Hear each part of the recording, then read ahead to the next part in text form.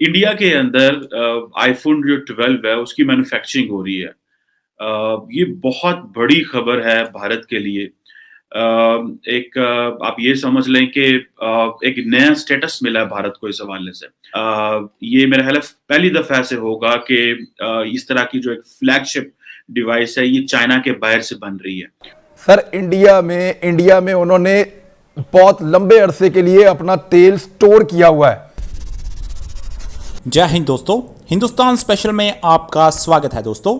भारत में जब भी कोई अच्छी डेवलपमेंट होती है, पाकिस्तान को जैसे सांप सूंघ जाता है। ये बड़ी खबर निकलकर सामने आ रही है कि एप्पल अब आईफोन 12 का प्रोडक्शन भारत में करेगा। बिजनेस स्टैंडर्ड की रिपोर्ट के मुताबिक दिग्गज टेक्नोलॉजी कंपनी एप्पल अब चीन की बजाय भारत में यह स्मार्टफोन मैन्युफैक्चर करेगी। भारत में बनने वाले आईफोन 12 को भारत में तो बेचा ही जाएगा, साथ ही इस स्मार्टफोन को एक्सपोर्ट भी किया जाएगा। इस खबर के आते ही पाकिस्तानी मीडिया को हाथों पैरों की पड़ गई है और इस खबर से बहुत बड़ा झटका लगा है। दूसरी तरफ पाकिस्तानी मीडिया इस खबर से बहुत हैरान परेशान है कि भारत के पास तेल के इतने बड़े रिजर्व कैसे हो सकते हैं। आज की वीडियो में पाकिस्तानी मीडिया ने और क्या कहा, so guys let's start this very interesting video. Thank you very much. India के अंदर आईफ़ोन जो 12 है उसकी मैन्युफैक्चरिंग हो रही है। ये बहुत बड़ी खबर है भारत के लिए। आप ये समझ लें कि एक नया स्टेटस मिला है भारत को इस हवाले से। एक ताइवान की जो कंपनीज़ हैं, बेसिकली एप्पल जो अपनी मैन्युफैक्चरिंग करवाता है, वो 2-3 कंपनियों से करवाता था और एक कंपनी है जिसका नाम है फॉक्सकॉन। वो अपना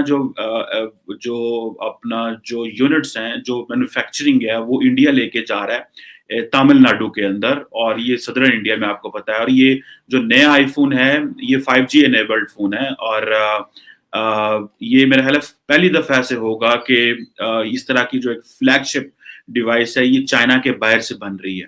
सो ये बहुत बड़ी डेवलपमेंट है इस हवाले से। और अगर देखा जाए कि जो एप्पल है, वो अपनी आईफ़ोन मैन्युफैक्चरिंग 3 ताइवानी कंपनियों से करवाता था।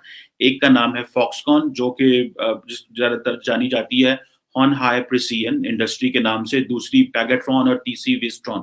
और मज़े की बात है, ये तीनों कंपनियाँ somehow they are going India. इसकी मैं वजूहात भी बताता हूँ कि ये how did India turn around this. ये कैसे उन्होंने बनाया। कुछ उनकी अपनी क्वालिटीज़ थी, कुछ एनवायरनमेंट इस तरह था, कुछ ग्लोबल एनवायरनमेंट इस तरह हुआ, कुछ सप्लाई चेन रिक्वायरमेंट्स डेवलप हुई। और ये बड़ी इंटरेस्टिंग चीज़ है कि कोविड के बाद, और कोविड ने जिस तरह इंडिया को ये एक पोजीशन दी है। सो अगर देखा जाए, इंडियन मार्केट जो है वो खुद जो है वो तकरीबन इंडियन गवर्नमेंट जो है वो स्मार्टफ़ोन मैन्युफैक्चरिंग के ऊपर एनुअल सब्सिडीज़ देगी 4 से 6%, पहले 5-1 साल। और जैसे मैंने पहले बताया कि जो पैगाट्रॉन है वो भी इंडिया में अपने आप को एक्सपैंड कर रही है, विस्ट्रॉन भी एक्सपैंड कर रही है, और फॉक्सकॉन तो ऑलरेडी एस्टैब्लिश कर रही है। सो इसके अलावा जो फॉक्सकॉन है उसने ये भी फैसला किया है कि वो अपने जो आईपैड्स हैं, ये जो मैकबुक प्रोडक्शन है, वो भी शिफ्ट करेगी चाइना से, और वो वियतनाम की तरफ जा रहे हैं। ये एक बहुत बड़ी डेवलपमेंट है। और इसको मैं अगर स्ट्रेटेजिकली देखूं, अगर आपको एक्सप्लेन करने की कोशिश करूं कि how did India make this, the first thing you have to understand, president Trump आपके ज़हन में आएंगे, क्योंकि प्रेसिडेंट ट्रम्प जो थे, उन्होंने बेसिकली, जिसे आप कहते हैं ना कि जो अपनी सप्लाई चेन जो स्ट्रक्चर है और जो एक्सपोर्ट कंट्रोल जो कंप्लायंस है, वो बदल दी, जिसका बहुत बड़ा फायदा जो है वो जारी बात है इंडिया को हुआ है। और इंडिया इस समझे कि इसका सबसे बड़ा बेनिफिशियरी था।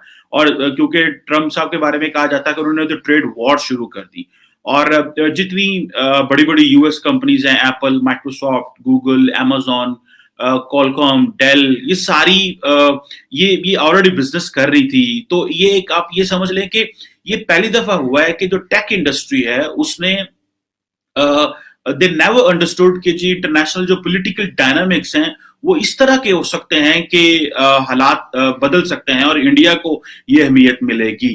अगर मैं आपको बताऊं कि जो अपना एप्पल है वो अपना 20% जो शेयर था वो चाइना से कमाता था, और इसी तरह जो इंटेल है वो भी अपना 20% यहीं से कमाता था। इवन के एक जो मोबाइल चिप कंपनी है कॉलकॉम, वो भी अपनी 60% सेल जो थी वो चाइना से लेती थी। तो चाइना से हर चीज जो है वो निकल रही है।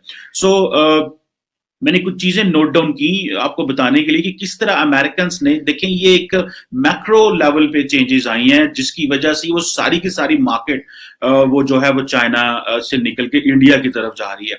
सबसे पहले तो देखा जाए कि एक तो कोविड आया, कोविड में सप्लाई चेन का बड़ा चैलेंज आया, उससे पहले ट्रेड वॉर्स थी और बहुत ज्यादा टैरिफ्स ट्रंप एडमिनिस्ट्रेशन ने लगाने शुरू कर दिए। किसी ने इसको टेक्नोलॉजी वॉर कहना शुरू कर दिया और बड़े बड़े हाई टैरिफ्स लगा दिए चाइनीज कंपनीज के ऊपर। 25% एडिशनल टैरिफ्स लगा दिए, बिलियंस ऑफ डॉलर्स के नुकसान होने लग पड़े उनको।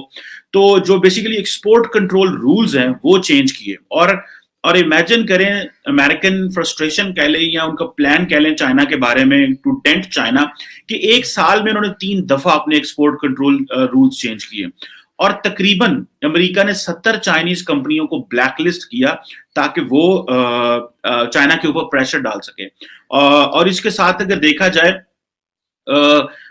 यूएस कंपनी के ऊपर भी प्रेशर डाला गया जो ताइवान में बिजनेस कर रही थी, बल्कि ये कहा जाता है कि जो यूएस एम्बेसी है उन्होंने बकायदा जाके थ्रेटन किया कि जी जो चाइनीज अमेरिकन कंपनीज हैं वो चाइनीज का बाइकआउट करें और यहाँ से निकलें और यहाँ से अपनी प्रोडक्शन खत्म करें।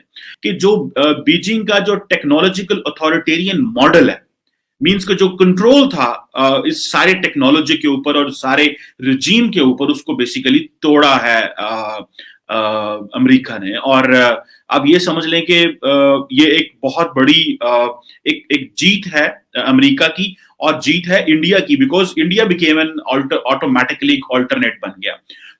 दिस इज फर्स्ट टाइम कि जो यूएस है उसने वेपनाइज कर दिया टेक सप्लाई चेन को, यानी कि जो टेक्नोलॉजिकल सप्लाई चेन है उसको वेपनाइज कर दिया अपने टैरिफ्स के साथ। सर इंडिया में उन्होंने बहुत लंबे अरसे के लिए अपना तेल स्टोर किया हुआ है। हमारे यहाँ भी किया हुआ था तेल स्टोर, जो हाई ऑप्टेन था, जो महंगे कीमत में बेच रहे थे, और वो स्टैब्लिश हो गया।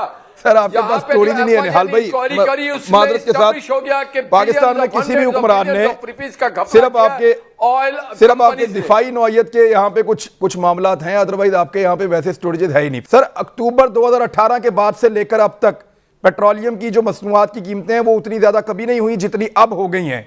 ये मैं आपको बता रहा हूं क्योंकि मैंने परसों इस पर रिसर्च किया था। इमरान खान हमारे दौर में कभी नहीं हुई जितनी इस दौर में हुई थी, और हम नहीं हुई थी कभी दुनिया। अब जो कीमत बढ़ी है, और 2020 के अंदर जब कोविड था तो बहुत नीचे चली गई थी, इवन माइनस हो गई थी, लेकिन अब अक्टूबर 2018 वाली कीमत से ज्यादा बढ़ चुकी है कीमत।